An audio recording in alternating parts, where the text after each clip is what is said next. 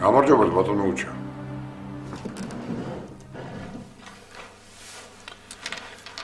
რომედის ისინი კი ძლიერდებიან.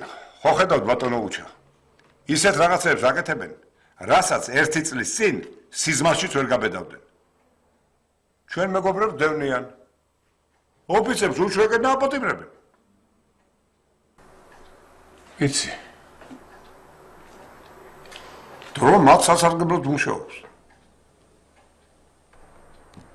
ჩვენ ვეცადეთ პრობლემა მშვიდობიანი გზით მოგვეგვარებინა, მაგრამ დიალოგზე არ მოდიან. მილიონებზე ამბობენ უარს. ეთყობა ომი უნდათ. კი ბატონო. ჩვენ ამისთვისაც მზად ვართ. ხომ ვართ მზად? ჩვენი მხრიდან ყველაფერი გაკეთდება რაც საჭიროა.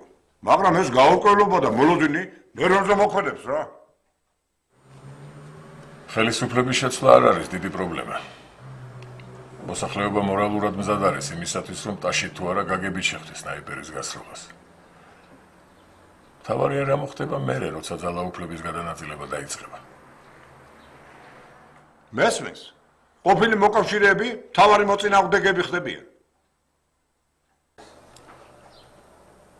არა მარტო ეგ. ჩვენ არ უნდა დავუშვათ არმიის გაძლიერება. ჩეხური იარაღის კონტრაქტის ჩაშლა ვერ მოხერხდა. იმ გადარეული ფილფანის ადგილზე ჩვენიანის გაყვანა არ გამოვიდა. ეს პრობლემა აუცილებლად უნდა მოგვარდეს. ეთყობა რაღაცა შეიცვალა. ვიცით ვინ ქმნის პრობლემას? ეს კაცი.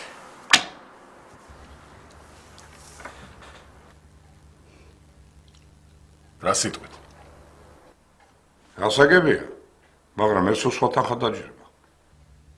გამოიწერეთ ემიგრანტ TV, მოიწონეთ ვიდეო და გაუზიარეთ სხვასაც.